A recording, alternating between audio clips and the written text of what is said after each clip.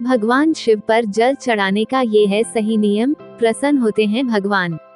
दोस्तों, हमारे हिंदू धर्म में भगवान शंकर की पूजा हर घर में बड़े श्रद्धा और भक्ति भाव के साथ किया जाता है। लेकिन हम में से अधिकतर लोगों को यह नहीं पता होता कि शंकर भगवान की पूजा किस दिशा की ओर मुंह करके करना चाहिए तथा किस बर्तन से पूजा करना चाहिए और किस हाथ से जल अर्पित करना शुभ होता है। ऐसे कई सवालों का जवाब आपको इस वीडियो में सुनने को मिलेगा, जिसका पालन करने से आपकी पूजा विधि विधान के साथ संपन्न होगी। तो आइए देर न करके आपको शंकर भगवान की पूजा करने का सही तरीका बताते हैं। हिंदू शास्त्र में हर पूजा विधि के अपने अलग नियम होते हैं। सावन के महीने की शुरुआत होते ही लोग भोले शंकर को खुश करने के लिए उन पर भांग, धतूरा, जल आदि अर्पित करते हैं। लेकिन आपको बता दें कि शिवलिंग पर जल चढ़ाने का भी अपना एक नियम है। किस दिशा में होना चाहिए मुंह? शिवलिंग पर जल चढ़ाते समय ध्यान रखना चाहिए कि आपका मुंह पूर्व दिशा की ओर नहीं होना चाहिए।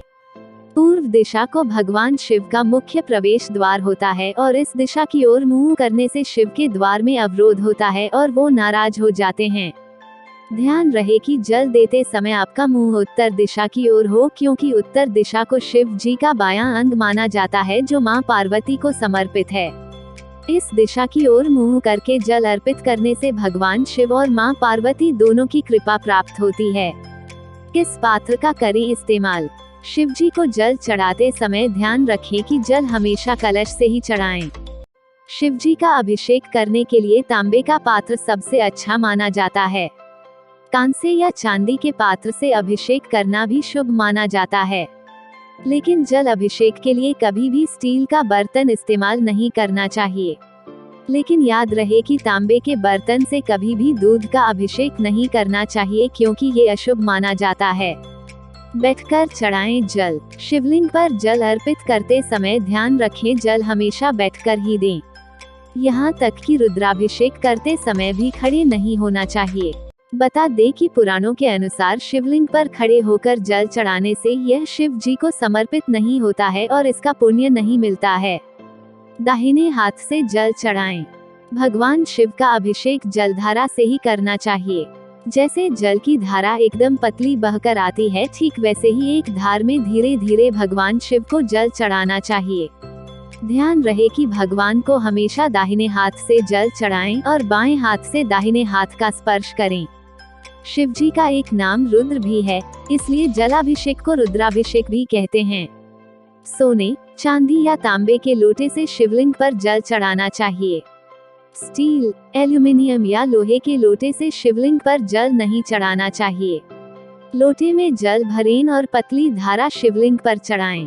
शिवलिंग पर जल और शीतलता देने वाली चीजें चढ़ाने की परंपरा का संबंध समुद्र मंथन से है। शीतलता के लिए ही शिव जी चंद्र को अपने मस्तिष्क पर धारण करते हैं। पुराने समय में देव दानवों ने मिलकर समुद्र मंथन किया था। समुद्र मंथन में कौस्तुभ मणि, कल्प वृक्ष, ऐरावत हाथी, उच्चश्रवा घोड़ा, महालक्ष्मी, धन्वंतरी, अमृत कलश जैसे 14 रत्न निकले थे। लेकिन सभी रत्नों से पहले हलाहल नाम का विष निकला था। हलाहल विष की वजह से सृष्टि के सभी प्राणियों का जीवन खतरे में पड़ गया था। उस समय शिव जी ने ये विष पी लिया था, लेकिन उन्होंने विष को गले से नीचे नहीं जाने दिया। विष की वजह से शिव जी का गला नीला हो गया और उनका एक नाम नीलकंठ पड़ गया। विष के असर से शिव जी के शरीर में तेज जलन होने लगी थी, गर्मी बढ़ गई थी। इस गर्मी से मुक्ति के लिए शिव जी को ठंडा जल चढ़ाने की परंपरा शुरू हुई है। भोलेनाथ को ठंडक देने वाली चीजें ही विशेष रूप से चढ़ाई जाती हैं, ताकि शिव जी को विष की गर्मी से शांति मिलती रहे। धन्यवाद दोस्तों, वीडियो पसंद आया हो तो एक लाइक और सब्सक्राइब जरूर करें।